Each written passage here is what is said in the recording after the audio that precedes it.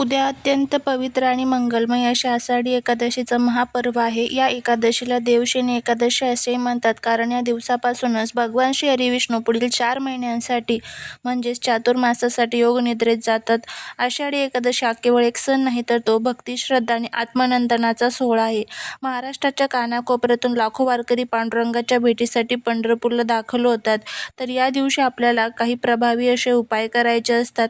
बघा, आषाढी एकादशीचे अत्यंत शुभ महत्त्व. जर आपण काही खास आध्यात्मिक उपाय, पूजा आणि नियमांचे पालन केले तर आपल्या आयुष्यातील सर्व दुःख, दारिद्र्य आणि अडचणी दूर होऊ शकतात. आजच्या विशेष व्हिडिओमध्ये आपण पाहणार आहोत की आषाढी एकादशीच्या दिवशी घरात सुख समृद्धी आणण्यासाठी कोणते सोपे पण अत्यंत प्रभावी उपाय करावेत, या दिवशी काय करावे, काय करू नये आणि सर्वात महत्त्वाचे म्हणजे असे कोणते 3 पदार्थ आहेत जे उद्या बनवून खाल्ल्याने आणि देवाला नैवेद्य दाखवल्याने घरात पैशांची आवक वाढते, अन्नपूर्णा देवी प्रसन्न होते आणि आपल्या सर्व प्रलंबित इच्छा पूर्ण होतात. व्हिडिओ शेवटपर्यंत नक्की पहा, कारण हा व्हिडिओ तुमच्या आयुष्यात सकारात्मक बदल घडवून आणू शकतो. व्हिडिओ जर आवडला तर व्हिडिओला लाईक करा, चॅनलवरती नवीन असाल तर चॅनलला सबस्क्राईब करा आणि कमेंटमध्ये ओम नमो भगवते वासुदेवाय नमः लिहायला अजिबात विसरू नका. आषाढी एकादशीचा दिवस हा सकारात्मक ऊर्जेने भरलेला असतो. या दिवशी सकाळी लवकर म्हणजेच ब्रह्ममुहूर्तावर उठावे. शक्य असल्यास या दिवशी स्नानाच्या पाण्यात थोडेसे गंगेचे पाणी किंवा तुळशीचे पान टाकून स्नान करावे. स्नान करताना ओम नमो भगवते वासुदेवाय किंवा श्री विठ्ठल रुक्मिणी नमः या मंत्राचा जप करावा. यानंतर स्वच्छ, शक्यतो पिवळे किंवा पांढरे वस्त्र परिधान करावे, कारण पिवळा रंग हा भगवान विष्णू आणि विठुरायाला अतिशय प्रिय आहे. घरातील देवघराची नीट स्वच्छता करून विठ्ठल रुक्मिणीची किंवा भगवान विष्णूंची मूर्ती अथवा प्रतिमेची स्थापना करावी. त्यांना तुळशीची माळ, पिवळी फुले अर्पण करावीत. तुळशीच्या पानाशिवाय एकादशीची पूजा पूर्ण मानली जाते, त्यामुळे पूजेत तुळशीचा वापर नक्की करावा. या दिवशी घरात धूप, दीप लावून वातावरण पवित्र ठेवावे. दिवसभरात जितके शक्य होईल तितके विठ्ठल विठ्ठल किंवा विष्णू नामाचा जप करावा. घरातील ज्येष्ठ व्यक्तीचा आणि आई-वडिलांचा आशीर्वाद घ्यावा. जर तुम्हाला शक्य असेल तर या दिवशी गरजू लोकांना अन्न, वस्त्र किंवा पाण्याचे दान नक्की करा, कारण एकादशीच्या दिवशी केलेले दान हे अनंत पटीने पुण्यफळ देऊन जाते.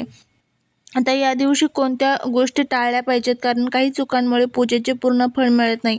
पहिली आणि सर्वात महत्त्वाची गोष्ट म्हणजे या दिवशी घरात मांसाहार, दारू किंवा कांदा लसूणयुक्त तामसिक अन्नाचे सेवन अजिबात करू नये. एकादशीच्या दिवशी भात, तांदूळ खाणे वर्ज्य मानले जाते. धार्मिक मान्यतेनुसार एकादशीला तांदूळ खाल्ल्याने पाप लागते, त्यामुळे उपवास असो वा नसो घरात तांदूळ शिजवणे टाळावे. याशिवाय आषाढी एकादशीच्या दिवशी तुळशीची पाने तोडू नयेत. पूजेसाठी तुळशीची पाने हवी असतील तर ती आदल्या दिवशीच तोडून ठेवावीत किंवा झाडावरून स्वतःहून खाली पडलेली पाने वापरावीत. या दिवशी कोणाशी वाद घालू नये, कोणाचाही अनादर करू नये आणि मनात कोणाबद्दलही वाईट विचार आणू नये. घरातील वातावरण शांत आणि भक्तिमय ठेवण्याचा प्रयत्न करावा. तसेच या दिवशी केस, नखे कापणे किंवा दाढी करणे टाळावे. या नियमांचे पालन केल्याने घरातील वास्तुदोष दूर होतात आणि घरावर विठुरायाची कृपा प्राप्त होते. आता आपण अत्यंत महत्त्वाच्या भागाकडे वळूया, तो म्हणजे आषाढी एकादशीला करायचे 3 शक्तिशाली उपाय. आषाढी एकादशीच्या संध्याकाळी तुळशीच्या रोपाजवळ गाईच्या तुपाचा दिवा लावावा. त्या दिव्यामध्ये 1 चिमूटभर हळद टाकावी आणि तुळशीला 11 वेळा प्रदक्षिणा घालावी. प्रदक्षिणा घालताना ओम नमो भगवते वासुदेवाय या मंत्राचा जप करावा. हा उपाय केल्याने घरातील आर्थिक चणचण दूर होते आणि माता लक्ष्मी स्थिर रूपात घरात वास करते. एकादशीच्या दिवशी एका पिवळ्या कागदावर किंवा तुळशीच्या पानावर ते आधीच पडलेले असेल किंवा चंदनाने आपली सर्वात महत्त्वाची इच्छा लिहावी आणि ते पान किंवा कागद भगवान विठुरायाच्या चरणी अर्पण करावा. त्यानंतर मनापासून पांडुरंगाला ती इच्छा पूर्ण करण्यासाठी प्रार्थना करावी. असे मानले जाते की एकादशीच्या दिवशी विठुराया भक्तांची हाक नक्की ऐकतो. तिसरा उपाय म्हणजे नकारात्मकता घालवण्यासाठी. या दिवशी संध्याकाळी घराच्या मुख्य दरवाजाच्या दोन्ही बाजूला तुपाचे दिवे लावावेत आणि उंबरठ्यावर थोडेसा कापूर आणि लवंग जाळावी. यामुळे घरातील सर्व नकारात्मक ऊर्जा बाहेर पडते आणि घरात सुख, शांती आणि समृद्धीचा प्रवेश होतो. आता आपण पाहणार आहोत ते 3 खास पदार्थ जे उद्या आषाढी एकादशीला बनवून देवाला नैवेद्य दाखवल्याने आणि उपवासाला खाल्ल्याने घरात पैशांची आवक वाढते आणि अन्नपूर्णा देवी प्रसन्न होते. पहिला आहे साबुदाणा आणि रताळ्याची खीर किंवा मग साबुदाणा खिचडी. साबुदाणा हा पांढरा आणि शुद्ध मानला जातो, जो चंद्र आणि लक्ष्मीचे प्रतीक आहे. रताळे हे भूमीच्या पोटातून उगवणारे नैसर्गिक आणि पवित्र फळ मानले जाते. आषाढी एकादशीला साबुदाणा आणि रताळ्याची तुपात बनवलेली खीर किंवा उपवासाची खिचडी बनवून त्यात थोडेसे केसर किंवा वेलची टाकून भगवान विठ्ठलाला याचा नैवेद्य दाखवून मगच ती प्राशन करावी. यामुळे घरात धनधान्याची कधीही कमतरता भासत नाही. दुसरा पदार्थ जो आहे तो म्हणजे गूळ आणि सुक्या खोबऱ्याचा किंवा राजगिऱ्याचा शिरा किंवा लाडू. धार्मिक दृष्टिकोनातून गूळ हा सूर्याचे आणि सुके खोबरे हे समृद्धीचे प्रतीक आहे.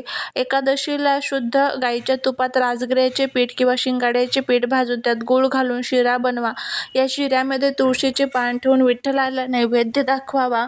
हा प्रसाद खाल्ल्याने घरातील सदस्यांचे आरोग्य उत्तम राहते आणि रखडलेली आर्थिक कामे वेगाने मार्गी लागतात. तिसरा पदार्थ आहे दूध, तूप आणि पंचामृत. केळीचा शिरा.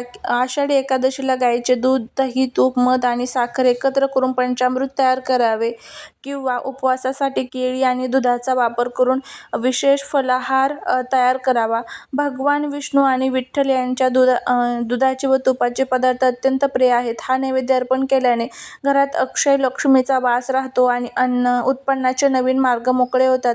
हे तिन्ही पदार्थ बनवताना मन अत्यंत शुद्ध आणि प्रसन्न ठेवावे आणि नैवेद्य दाखवताना तुळशीचे पान ठेवायला अजिबात विसरू नका. आषाढी एकादशीचा हा दिवस अत्यंत पवित्र आणि फलदायी. या दिवशी विठुरायाची मनापासून भक्ती करा, सांगितलेले उपाय करा आणि पवित्र पदार्थांचा नैवेद्य दाखवून पंढरपूरच्या विठ्ठलाचा आशीर्वाद मिळवून घ्या. अशा पद्धतीने छोटे छोटे उपाय जे आहेत तर ते आपल्याला या दिवशी करायचे आहे. आता यासोबतच या दिवशी आपल्याला काही गोष्टी ज्या आहेत तर त्या आवर्जून करायच्या आहेत. त्यामध्ये घरामध्ये या दिवशी तुम्हाला विष्णू सहस्रनामावली, व्यंकटेश स्तोत्र, लक्ष्मी गायत्री मंत्र, विष्णू गायत्री मंत्र आणि शक्य जर झालं तर भागवत ग्रंथ जो आहे तर तो त्याचं देखील तुम्हाला पठण करायचं आहे. यामुळे आपल्या जीवनातील जो काही पितृदोष आहे तर तो सुद्धा दूर होतो. पिंपळाच्या झाडाची सेवा करायला अजिबात विसरू नका. या दिवशी शक्य झालं तर पिंपळाच्या झाडाला स्पर्श करून त्या ठिकाणी तुम्हाला गाईचं कच्चं दूध आणि पाणी अर्पण करायचं आहे. यामुळे माता लक्ष्मी आणि भगवान विष्णू हे आपल्यावरती प्रसन्न होतात. कारण भगवान विष्णूने स्वतः सांगितलेलं आहे की वृक्षांमध्ये मी स्वतः एक पिंपळ वृक्ष आहे. त्यामुळे हा जो उपाय आहे तर तो आवर्जून तिथे करण्याचा प्रयत्न करा. याचा खूप चांगला फायदा जो आहे तर तो तुम्हाला बघायला मिळेल. जीवनातील सर्व दुःख, दोष, दारिद्र्य, अडचणी ज्या आहेत तर त्या नक्कीच दूर होतील.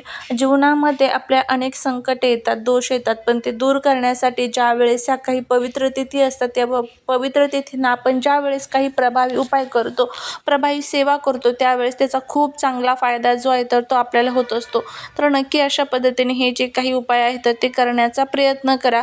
नक्कीच तुम्हाला त्याचा जो फायदा आहे तर तो होईल. घरामध्ये आपण कष्ट करतो, मेहनत करतो, पण त्या कष्टाचं, मेहनतीचं फळ मिळत नसेल, आलेला पैसा घरात टिकत नसेल किंवा संकट जे आहे तर ते असेल तर ते सर्व दूर करण्यासाठी आपल्याला हा उपाय जो आहे तर तो आवर्जून करायचा आहे. या दिवशी पृथ्वी तलावर सकारात्मक ऊर्जा ही रोजच्या तुलनेमध्ये सहस्रपटीमध्ये जास्त प्रमाणात कार्यरत असते.